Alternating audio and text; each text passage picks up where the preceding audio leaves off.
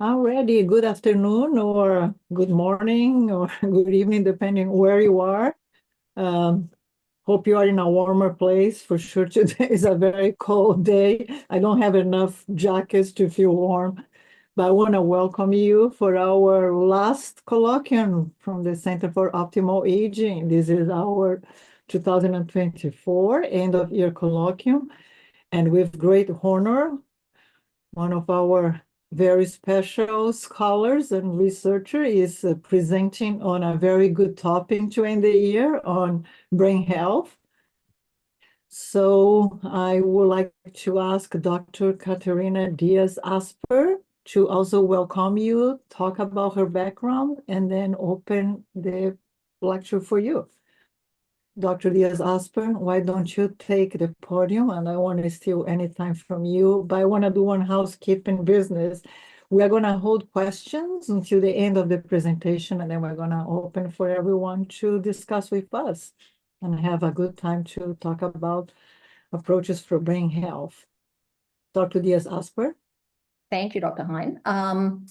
Thank you all for being here today, even though I can't see you all. Thank you for taking the time to join us as we talk about some approaches to optimize brain health. I am a neuropsychologist by training. My research is looking at language and using artificial intelligence to screen for cognitive decline and dementia. So much of my background as a neuropsychologist was in working with older adults. And so that's sort of my population of interest. Today, I'm going to be summarizing some of the research on factors that affect our brain health and how we can change certain lifestyle events in our lives to optimize our brain health. The evidence-based recommendations that I'm going to be talking about are appropriate for any age, although the research presented today focuses mainly on sort of middle age and older folks. So why does this even matter? Well, you may be surprised or not surprised to know that nearly 7 million Americans over the age of 65 are currently living with Alzheimer's disease. Now, Alzheimer's disease is the most common cause of dementia in older people, but it is not the only cause. So there are other forms of dementia as well. So this number really represents the tip of the iceberg. And you can see in this slide here some of sort of the common symptoms that we associate with Alzheimer's disease, including memory loss, confusion, difficulty with words, that sort of thing. So the biggest risk factor for Alzheimer's disease is increasing age. And so about 1 in 9 or 11% of people age 65 and older have, or age 65, I should say, have Alzheimer's disease. And that number increases with age, so that those who are older than 85, it's about 33% of people. So we're going to start by just getting a feel for how much you know about Alzheimer's and related dementias with a little pop quiz here for you. I'm a teacher, so you're going to expect pop quizzes from me. So here's the first one. Everyone eventually gets dementia. Hopefully, Erin is now going to produce a little poll here. Go ahead and select, if you can, whether you think that statement is true or false.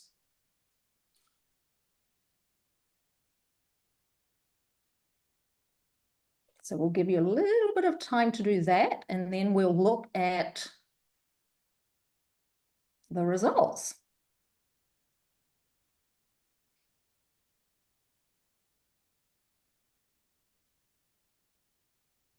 Okay, 97% of you have said that everyone does not eventually get dementia, and ta-da, you are correct. Well done, what an educated group you are.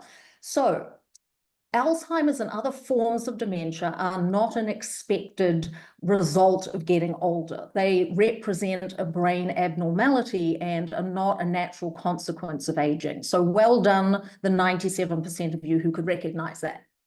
Here's the second one for you, true or false. There is no cure for Alzheimer's disease. So we'll go ahead and have another little poll here. Go ahead and select your response, please.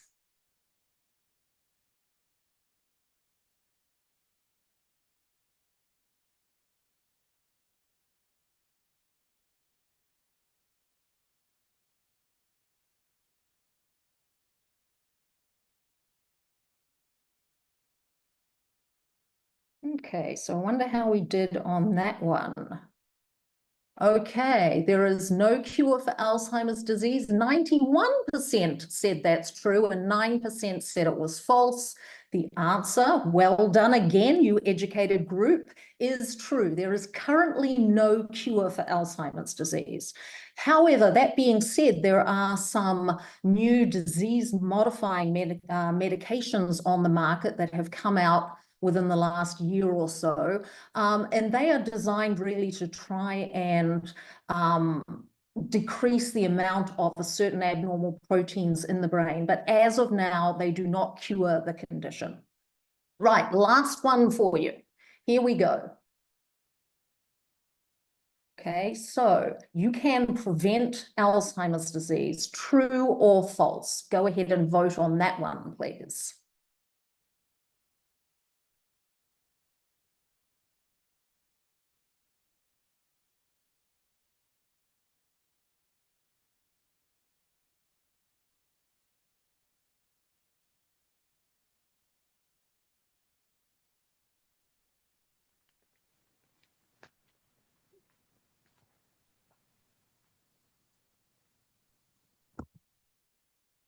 Okay, let's see how we did on prevention. Okay, you can prevent Alzheimer's disease. That was a little less confidence, I think, in our group. We had 65% of people say, yes, you can prevent Alzheimer's disease, and 35% said no.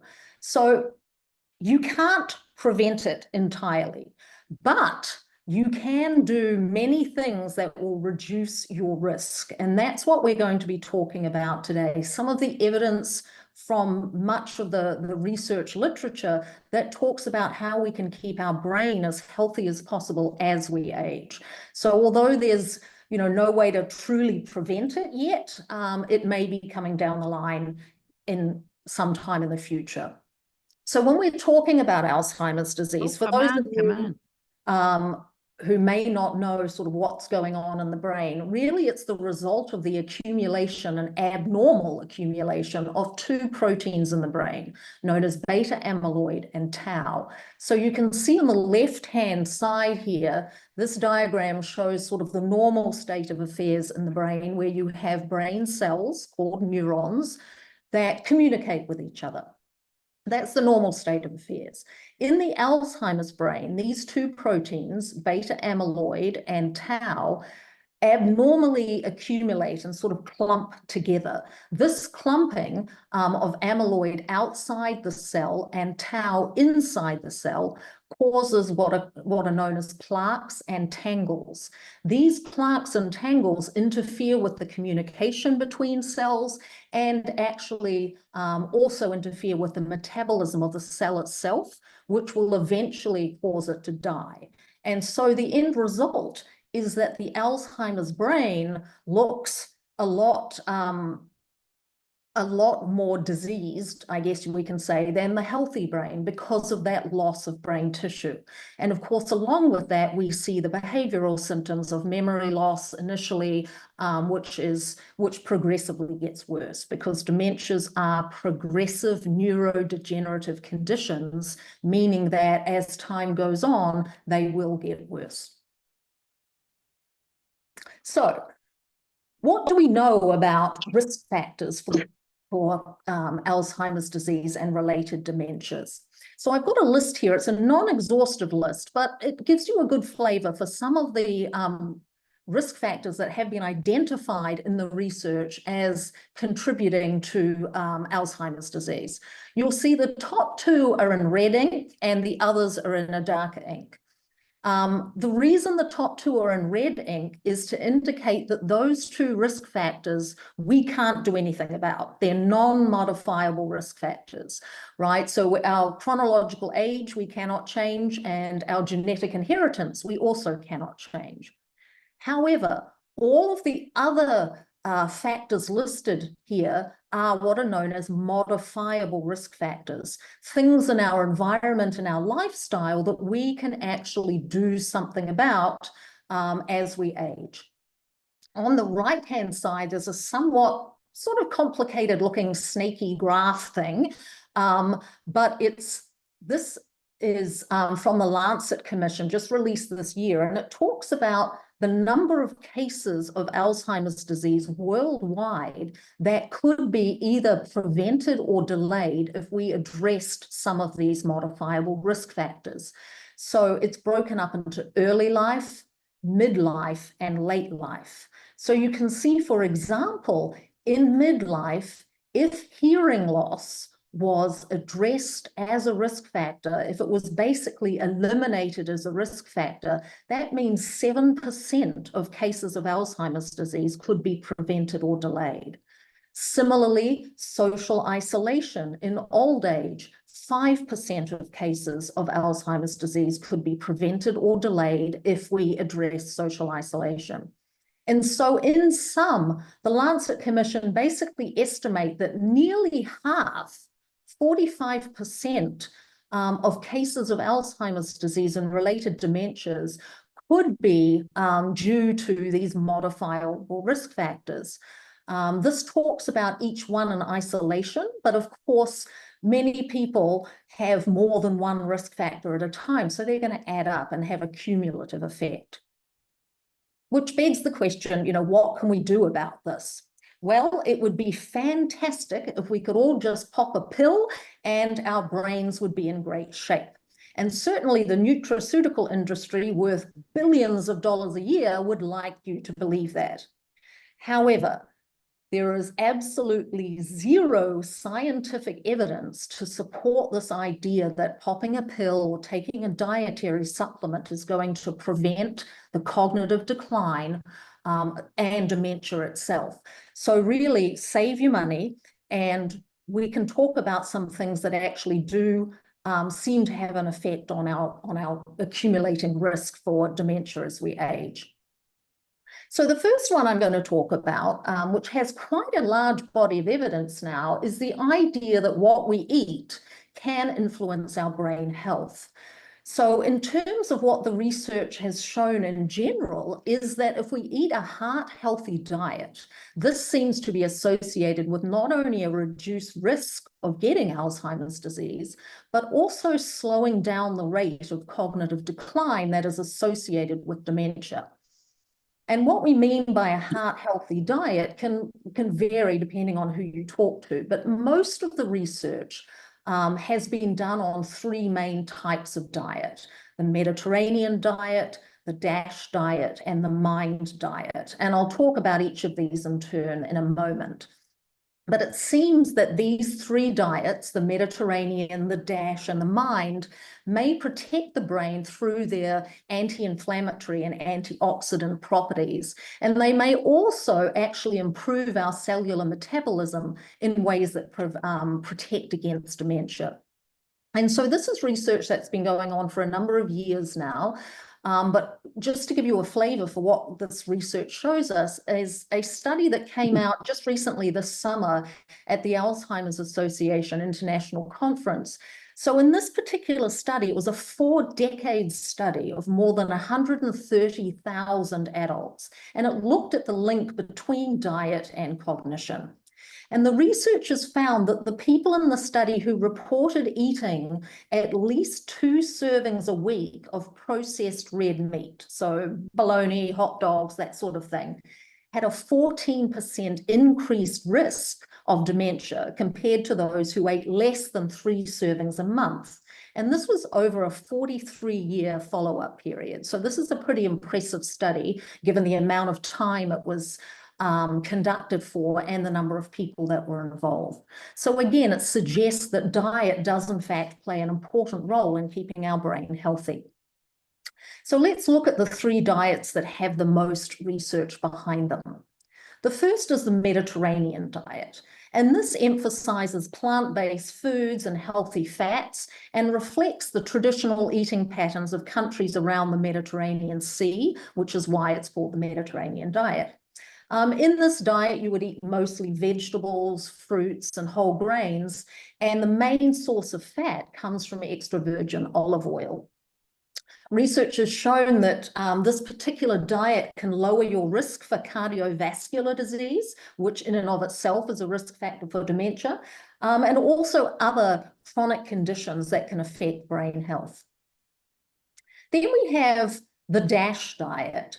This stands for Dietary Approaches to Stop Hypertension, and it similarly focuses on plant-based options, but it doesn't require special foods, and instead it provides daily and weekly nutritional goals.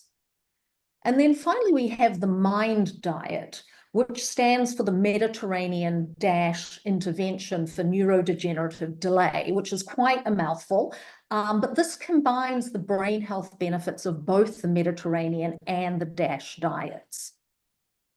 So I put together a table here that sort of compares the three diets side by side, so you can really get a flavor for what they are recommending.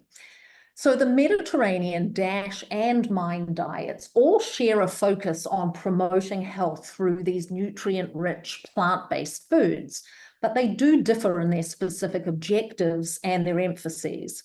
So all three are going to prioritize fruits, vegetables, whole grains, nuts, and lean proteins, especially fish, while limiting processed foods, added sugars, and saturated fats. The Mediterranean diet highlights olive oil and seafood and moderate wine consumption. The DASH diet, which we know is designed to reduce hypertension, emphasizes limiting sodium intake and increasing potassium, calcium, and magnesium-rich foods, such as low-fat dairy. And then the MIND diet, which blends elements of both the Mediterranean and the DASH diets, targets brain health by emphasizing specific foods like berries and leafy greens, while reducing red meat, butter, and cheese. So despite the subtle differences between them, all three diets align in promoting balanced whole food eating habits for overall health benefits. So that's what we can say about the benefits of eating well in terms of keeping our brain as in good shape as we can. Another area that has a lot of research support is this idea that sleep actually is important for our overall brain health.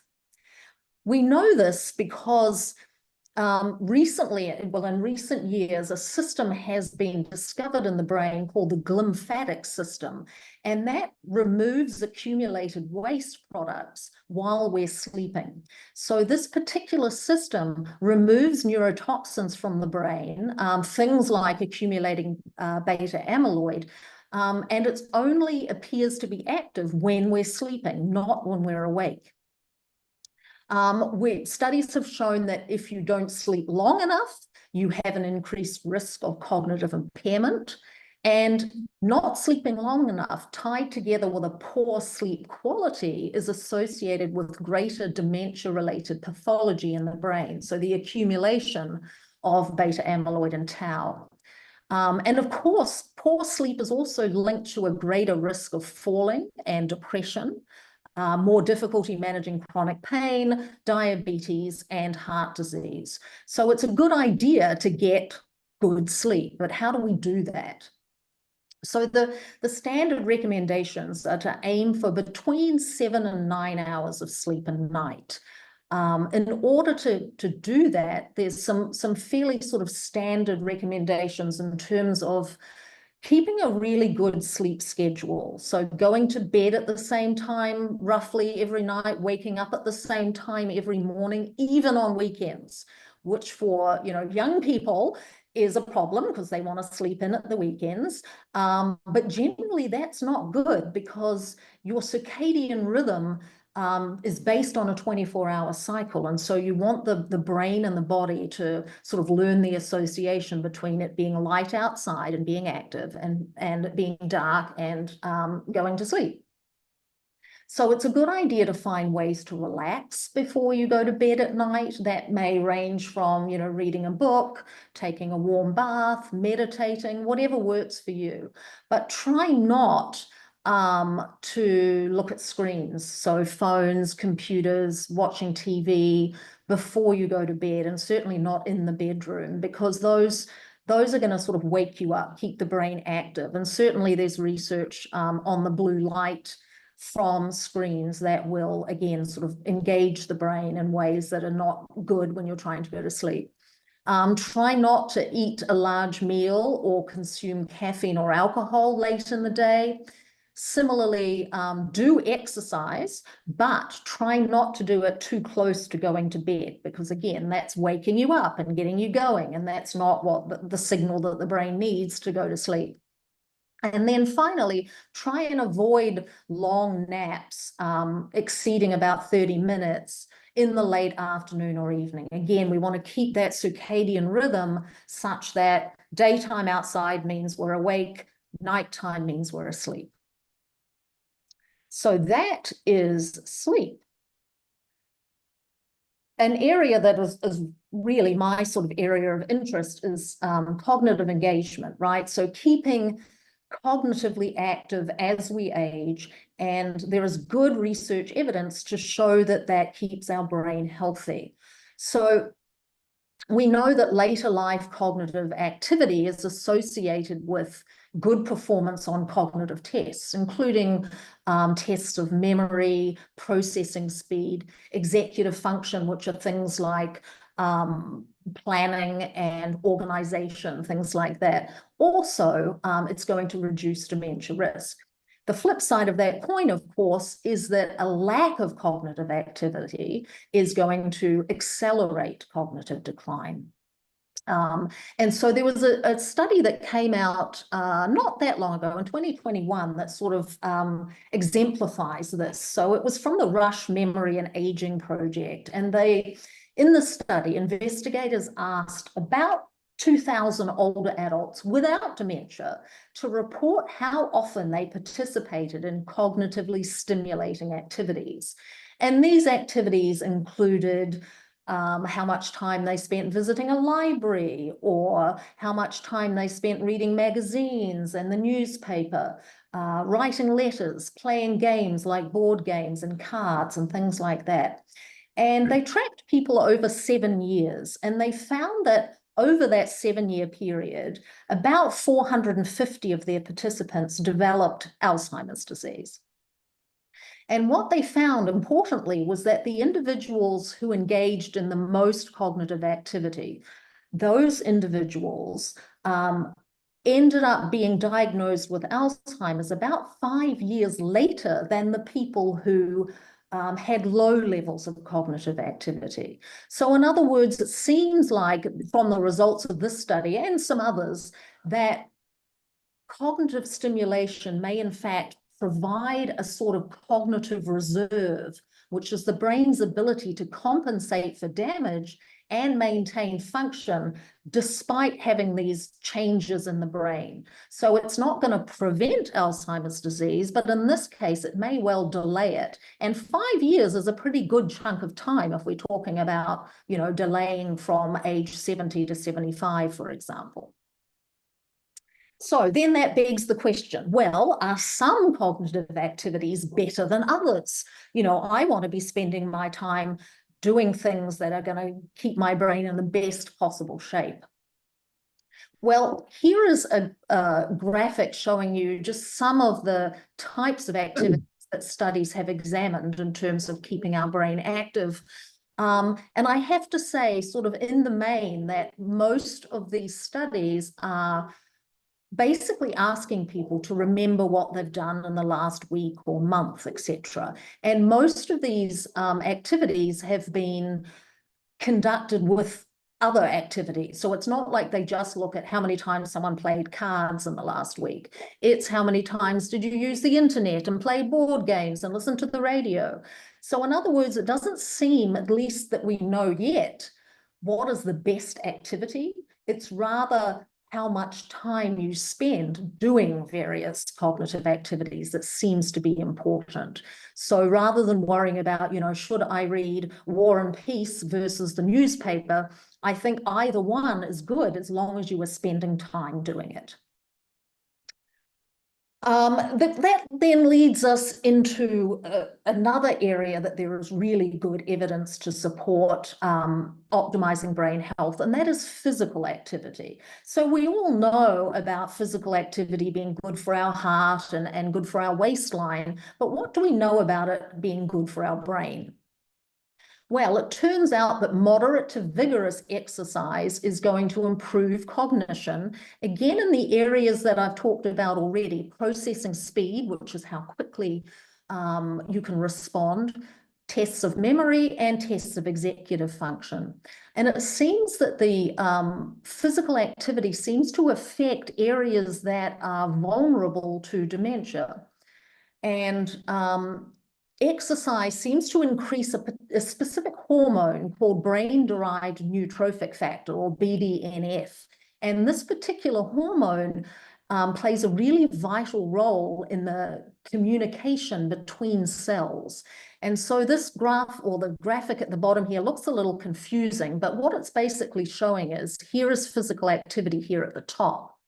That increases BDNF, which again is then going to help with communication between cells, which is going to increase cognition. Similarly, physical activity increases blood flow, decreases inflammation, decreases deposition of amyloid and tau. All of these things end up being related to improved cognition. So that we know that regular exercise improves blood flow to the brain, it reduces inflammation, and it stimulates the release of these neurotrophic factors like BDNF that support the growth and maintenance of brain cells. And of course, in addition, physical exercise helps manage risk factors for Alzheimer's disease, like high blood pressure, diabetes, and obesity. So what does it mean to be physically active? Well, recommendations generally agree that anything where you're getting your heart rate up, beating faster than it is when you're sitting around, is good. And you want to do that for at least 150 minutes a week. So a little over 2 hours, 2.5 hours, you want to spend doing some sort of aerobic kind of activity where you get your heart rate going. Now, that's not the only thing that you should be doing as you age, though. You should also be thinking about and doing muscle strengthening activities. So these are anything that make your muscles work harder than usual. So again, we'll talk about what some of these activities may be in a moment, but you want to spend at least 2 days out of the 7 doing something to do with muscle strengthening. And ideally, you want to find activities that also help you with your sense of balance, because as we age, we are more prone to falls. And so if we can strengthen our sense of balance while doing these activities, we'll be better off. And the great thing is that some things that we choose to do actually incorporate all 3 of these factors. So you can get your heart rate up, use your muscles, and increase your balance at the same time with certain types of yoga and Tai Chi, for example. So here is a table listing just some aerobic activities and muscle strengthening activities that you can engage in.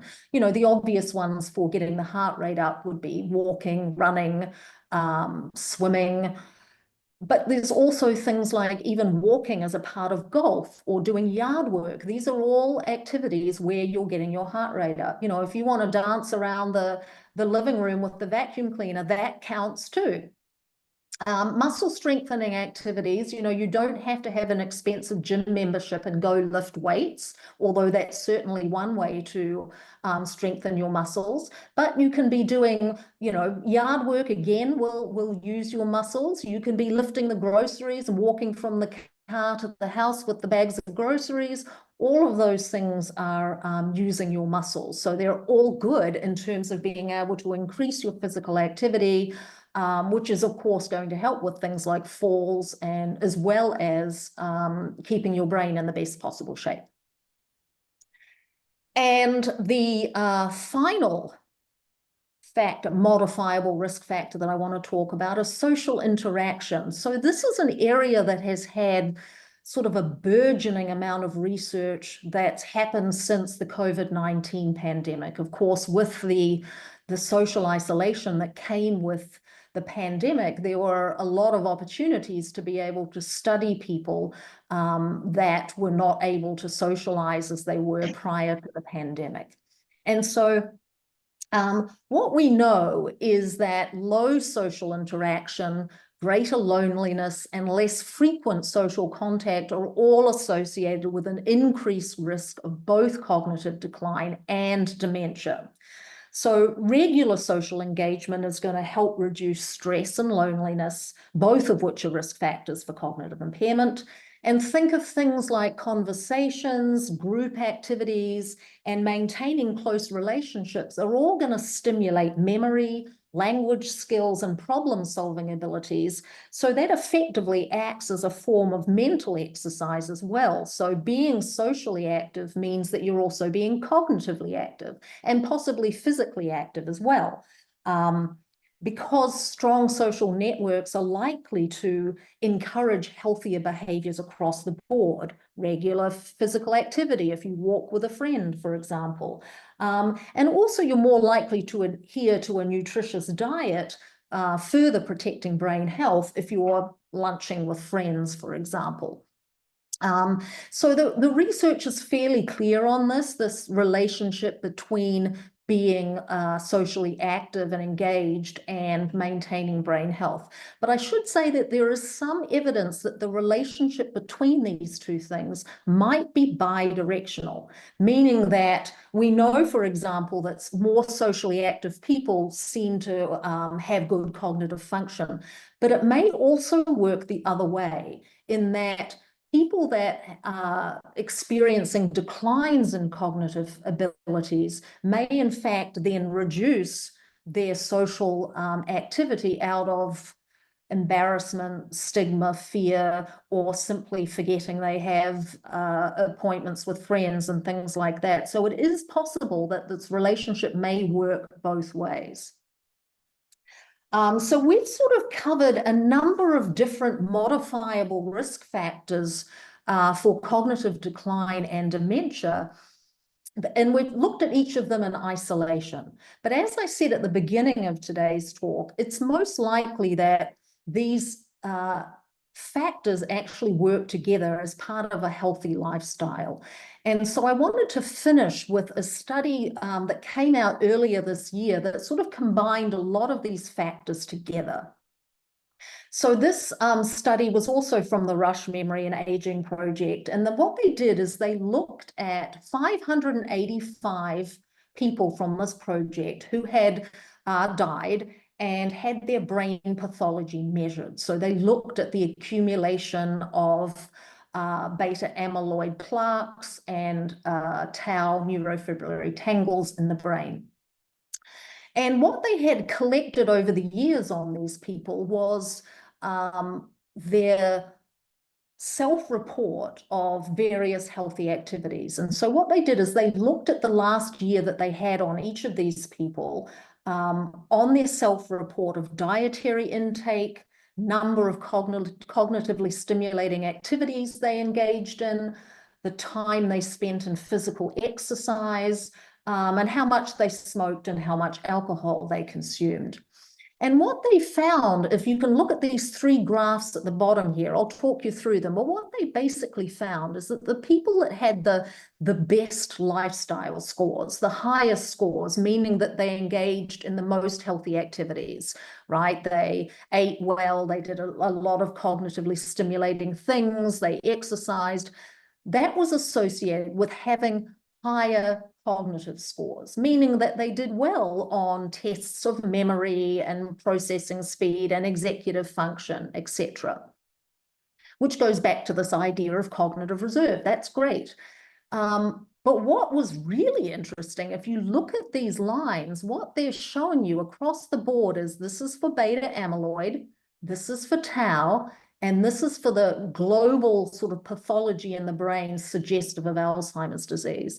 And across all three graphs, we see that even though being cognitively, having a high lifestyle score is associated with good cognition. It's also associated with brain pathology, right? So in other words, these folks who looked and acted healthy and were cognitively well actually still had all of the brain pathology associated with Alzheimer's disease going on.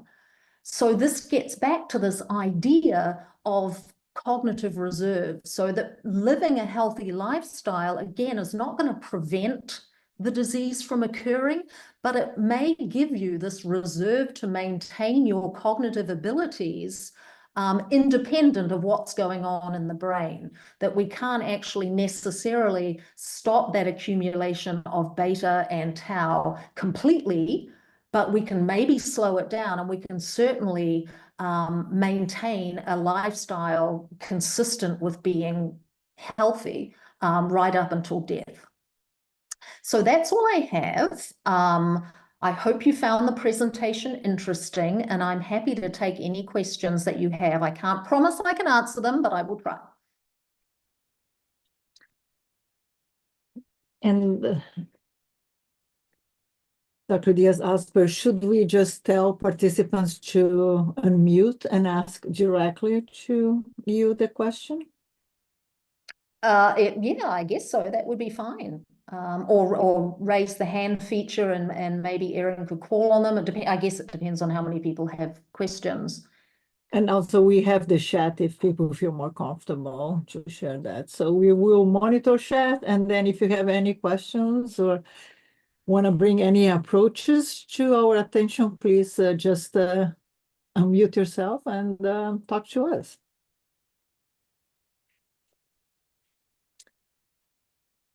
Hi, Catherine. I have a quick question. Great presentation. Thank you. As a physiologist, I'm fascinated by exercise, obviously. So I'm curious, and you might have said this, so I'm sorry if I missed it. You outlined exercise and physical activity. Is there a point where one thing becomes more important than the other? And I don't know the answer. Does cardiovascular benefit have less importance with dementia? And strength training has more importance for dementia as we age, or is that not in the literature? It may well be in the literature, but I haven't seen it. Okay. I want to say no, that the studies haven't been done, but they could well have, and I just haven't seen them. Certainly the recommendations are that, as we age, we not only think of aerobic activity, or like getting that heart rate up, but that we also should be concerned with, as you know, keeping muscles as active as they can, so that we don't lose muscle tone and mass as we age. And of course, the whole balance issue is important too. So whether, head-on sort of studies have been done comparing them and the relative benefits of each one, I'm not sure. Patricia, Dr. Hein, do you know of anything? Good study.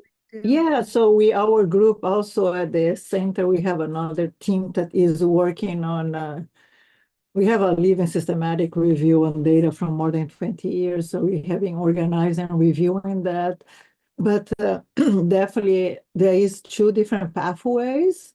All the pathways are good. Well, I always say, like, any physical activity is better than none.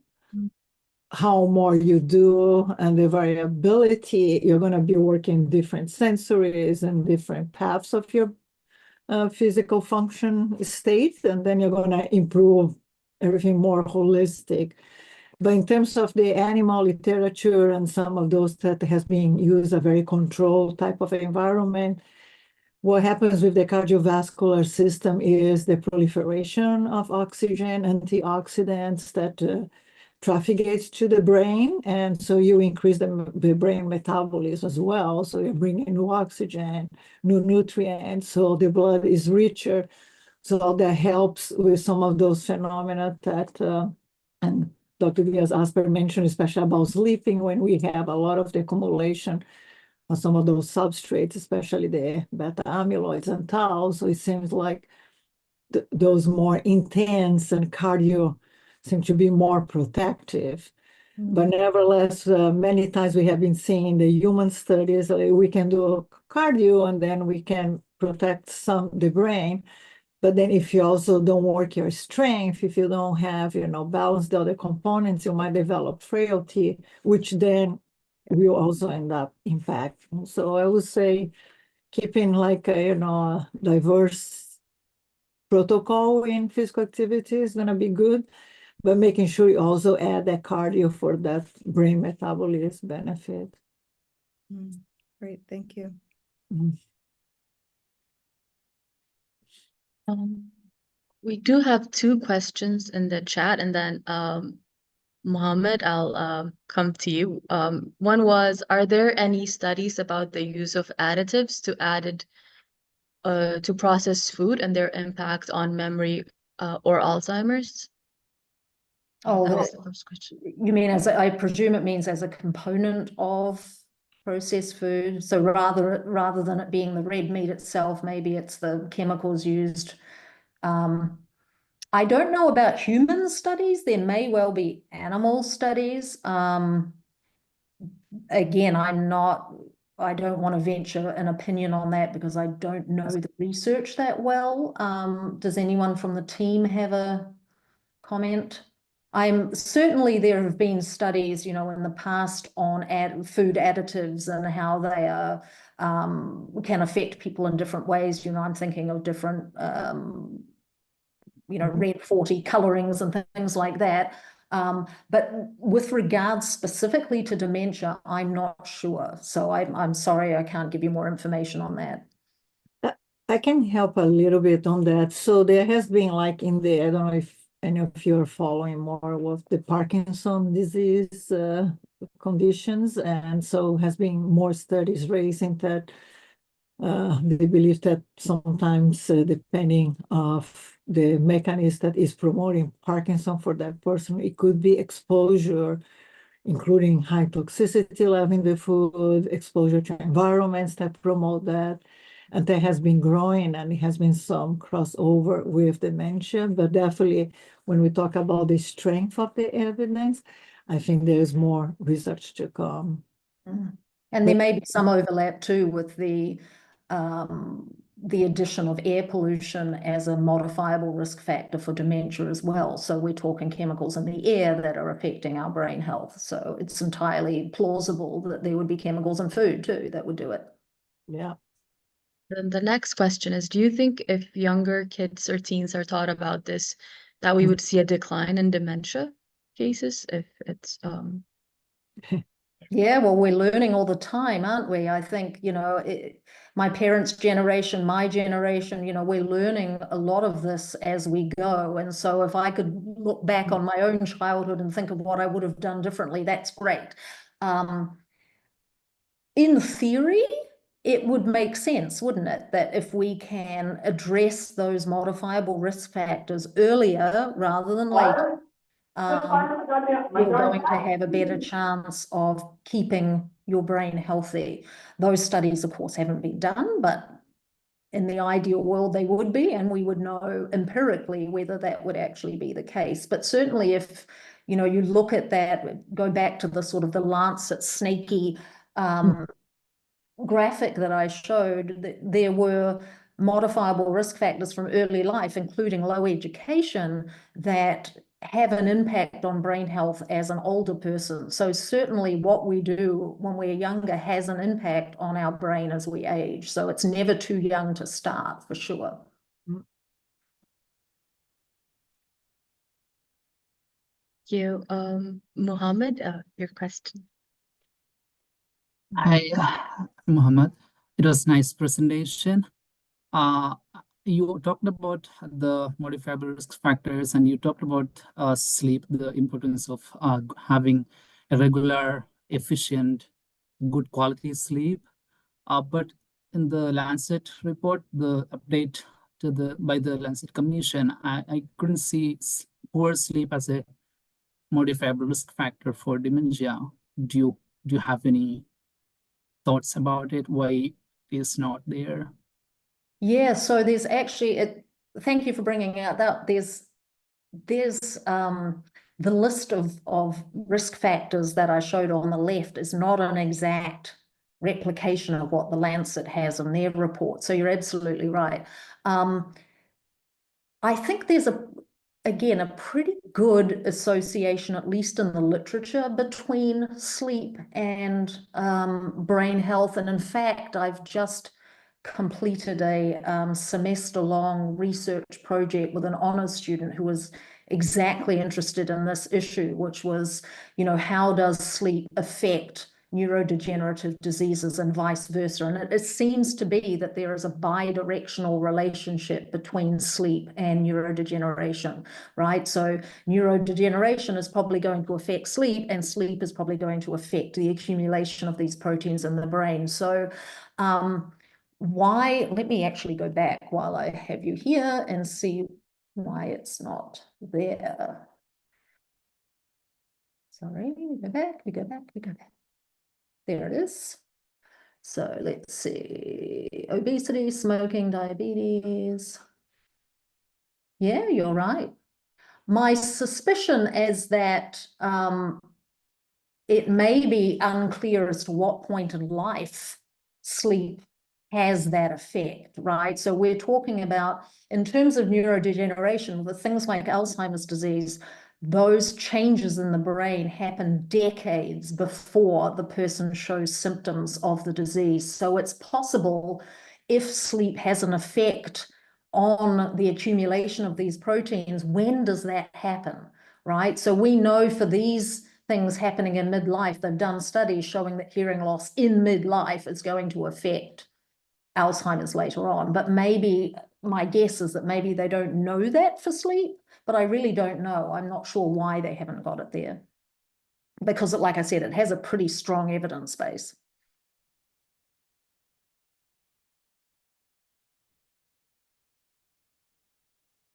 It could be that because that has been based on evaluating like effect sizes of the evidence, and since sleep is such, you know, still a new area, so they are still waiting for the next revision of the commission report, which will be in 2 years. Then we might see. Yeah, I think we also need some good intervention studies to exactly establish whether the poor sleep is a risk factor or not. Yeah. Well, and the other thing with sleep, of course, is that objectively measuring it can be difficult, right? Because when you go into a sleep lab, it's not a natural night's sleep for you when you're hooked up to machines and things. So a lot of studies are based on sort of retrospective self-report of how you slept the night before, or how a caregiver. Yeah, how the patient. I think, yeah, during the past couple of years, there is good development towards the objective measurements of sleep, and there is good evidence on poor sleep being a risk factor for dementia. And of course, there are like people who are much more involved in sleep research and using the actigraphy and multiple devices to measure sleep, and they have evidence, but still the evidence needs to be the directionality, and all that needs to be established. Yeah. Thanks. I agree. And this is such a new area. Like recently, the Alzheimer's Association was a lot of research showing like different protocols for sleep. So not necessarily, you know, the medical recommendation is that 7 to 9 hours, and it has to be all together. They were showing like even like sleeping less, but then sleeping through the day and taking naps, was some equivalent benefit. And obviously those studies are still small. So I think it's such an interesting area. And when you were presenting that, Catherine, I was thinking like from my New Year's resolution, probably increasing my sleep will be easier with this weather, and you know, like taking the time off. I said that might be a good resolution for my brain health. That's easier. So I'm gonna put that one for my brain health resolution. Yeah, it's easy for me to sit here and tell you to do all of these things, but it's quite another to actually do them. So, yeah. And we do have another question from Sophia, and it is based on numerous researches. We have another question, but based on numerous researches about the dementia and Alzheimer's does the university apply the results into the study process, or are there any resources which were created specifically to support young adult students to minimize the chances of getting Alzheimer's? Well, This is a wonderful question. Thank you. You know, that's where I see things, at least at Marymount, I see the student chapter of the Gerontological Society of America having a really important role, because I think it's one thing for a professor to tell a student, you know, it'd be really good if you did this for your brain health, versus it being a sort of peer-to-peer kind of interaction.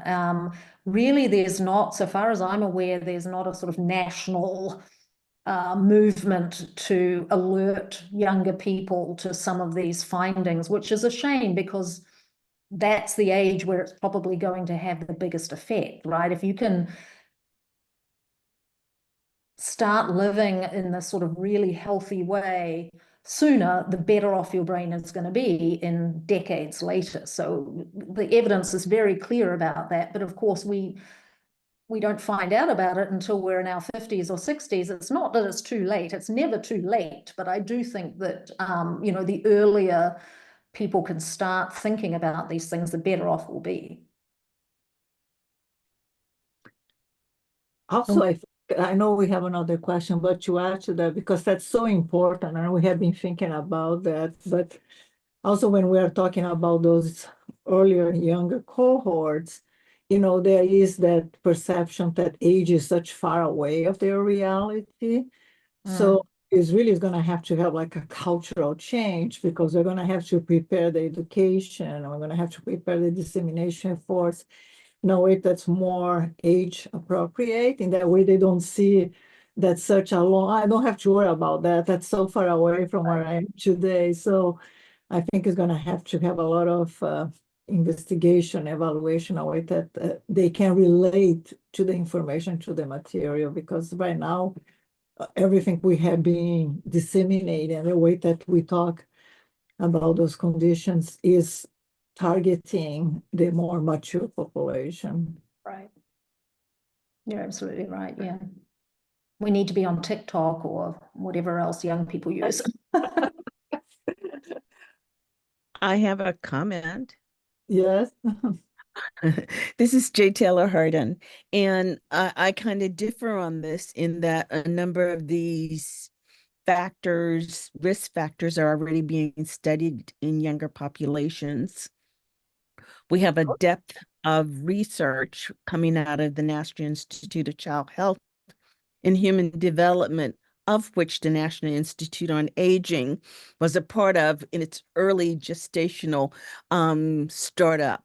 But when you consider research that started with the back to sleep, putting babies on their back so they got better quality sleep, it is kind of foundational. So we've been doing these things in younger populations over time. When we think about the diet and healthy eating, I mean, that is in every elementary school. It's in all of the programs where we're trying to get people to eat better. So it has started very, very young. What we're doing, I think the issue is tracking and making the connections, but we're even trying that as well when we think about the All of Us study that's being currently funded by the National Institutes of Health. So there's diet, trying to get everybody to shift more toward a Mediterranean kind of diet, a DASH where we're limiting salt intake, sleep for, right now the current debate in the high schools about whether we should be starting later or earlier for our teenagers so all of this is in existence, and there is spillover. I think what we will see, and all of this has contributed to the longevity in healthy life that we're seeing in our populations, not only here in the United States, but globally. So I think as we continue with the National Institute on Aging, We may make these assessments at age 55, 60 and older. But we always seek to have a retrospective look at one's history. How has your diet changed over the years? And so I believe we have incorporated younger populations is the bottom line. You just won't find it in the aging literature. You'll have to go over to pediatrics. The question I would have then is, were the purposes of those studies to look at development of cognitive decline and dementia later on, or did they have a different purpose? Because I guess my question would be similar to what Dr. Hein had said, telling a 15-year-old you need to, eat well because in the next 50 years you might get cognitive decline. They're like, who cares? That's so far in advance. So I'm just wondering whether, the connection between what you do as a younger person and 50 years down the line when you are older, if that connection is actually there and promoted. And I would argue that it is there because it's aging well, and from the day of birth, actually since from the day of conception, it's there. And the reason we continue to assess different cohorts over time is to see the changes. Are our public health messages making a difference? Not only in terms of healthy living, but in terms of cognitive well-being. My opinion. Thanks, Dr. Harden. That's great. Yeah, well. And our last question was by Catherine. It's what kind of social interventions are possible with individual choice as a value? In other words, how can the medical profession demand the long hours of the resident and intern schedules?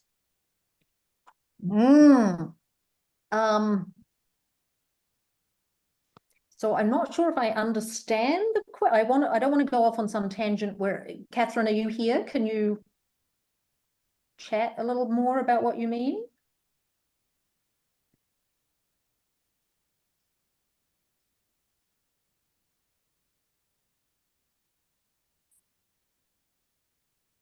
No. I'm going to infer then that I think it's related to workforce training, profession demanding long hours of resident and intern schedules. So I think it's saying like social. Hello, am I? Oh, yes, great. Go ahead. Tell us how we can help. I'm not sure I follow the question. Can you hear me? Yes. Oh, okay. I'm sorry. Yes, I look at this and I think, oh my gosh, I mean, if people didn't even want to wear masks during COVID, then how do we change? How do you make the social change? How do you change society so that we will have people who can be great contributors to society throughout their lives because they're not suffering from dementia or anything that would be preventable? And it's very nice to see all these things that they should be doing, none of which seems new, particularly to me. But then I look at something like, well, the medical profession itself, instead of them following all of this good advice, they make those poor interns and residents. I mean, how do they function? They're not providing what they're supposed to be providing. Anyway, so I just don't see how we can change things except for those who voluntarily decide that this is important for them. Right. And I cannot disagree with what you were saying. I think, as a society, we prioritize, productivity and things like that above individual health. So really, yeah, I agree with you entirely, and I'm not sure how we get to that point until there is a change in things in those sorts of professions. Yeah, and we need to prioritize individual health over productivity and other. Yeah, and that I think across all professions, because many countries they already remove that 40 hours work schedule to have less, in the way people have more time to practice good health or sleep more or whatever. I think that's absolutely right. Like talking about, it turned to be another job on the top of our job to take care of our health. I think we have one more question. We are all getting to the time, but I want to give some opportunity because I think, Cheryl, you were so patient waiting for your turn. Well, I mean, I really, it's not really a question as much as, I just got back from GSA in Seattle and we had wonderful presentation from someone I can't remember for sure where she was from, but just being born in the wrong area, having, having low education, not having the ability to leave the area, being born in a rural area and staying there, just their chances. I mean, I was shocked at the number of people that have dementia just because they can't get out of where they live, because of the low education. I'm just thinking of my father-in-law and things of that nature. So it's we can talk to kids in middle school all we want to, but if they're born in the wrong area and they don't have a way to get out, there's nothing that can be done except for, or if they can afford Mediterranean diet, things of that nature. So it all goes back to society. I mean, it's a big issue.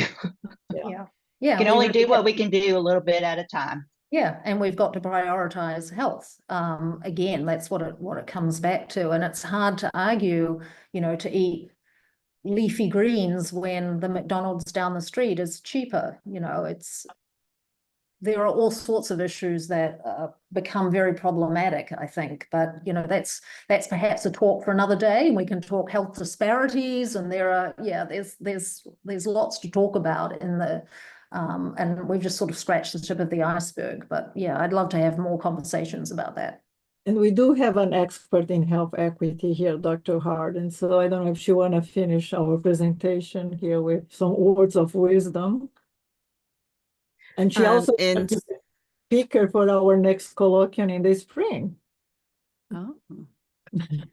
Well, looking forward to continuing this kind of conversation.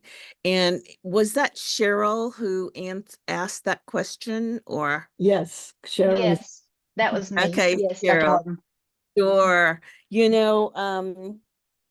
It's hard to talk research without also considering some of the policy implications. And this is where we sometimes see the disconnect, because we want to improve things. We have the research, we have the results of research that shows that we can make a difference. So even if you live in poverty, yes, we need to provide policy where in the richest nation in the world, supposedly, at least we used to be, that we could provide a living wage, that we could provide access to health care. Correct. At a minimum for everyone. Many other nations have done this, and we don't. And I agree, and that's exactly why I went in and furthered my study in my 50s to get my PhD. So because I want to make a difference in policy, because there is that's the disconnect, I believe. I mean, it's the answers are there, or the research is there, the results, but it's not getting to the people that need to make a difference. And that's the ones at a state level, even at a county level, county, state, and things like that, and then a national level. So that's why I'm going back. That's why I'm in my last year to get my PhD at 55. Congratulations. Listen, Yeah. I consider that 55 years young, and look how long it is likely that you will very well get to that 100 mark. So you have a lot of years of productivity. So get to it quickly. I'm excited about these kinds of discussions, that as we, we have so much of an agenda. Mhm. And I know it's more than any one of us can do, but together, when we think about making sure our research gets to policymakers, and I was also thinking about our incoming vice president's book, Hillbilly Elegy.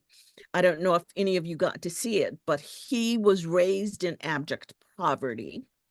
And it talks about how his mother, and as he cited, I think during one of the conventions, his mother was an alcoholic. She's been alcoholic free for a number of years. And so people do escape, but there have to be the appropriate motivators and the appropriate levels of assistance to move people out of those rural communities, or to bring services into those rural communities. So I'm going to stop there because I know we're nearing our end, but I'm looking forward to continuing conversations such as this. Thank you all. Well, I want to give please a big shout out, and let's applaud with me Dr. Diaz-Asper presentation today. So inspirational and timely. As I said, my resolution is to sleep more. So I will report if I had some cognitive improvements next year. I hope so. Everyone take one, and we look forward to see you at the next colloquium after New Year's, and keep visiting our site, our events. We have more activities for the upcoming year, and we appreciate your support, and thank you for attending today. Thank you so much. Have a great everyone. evening. Yes.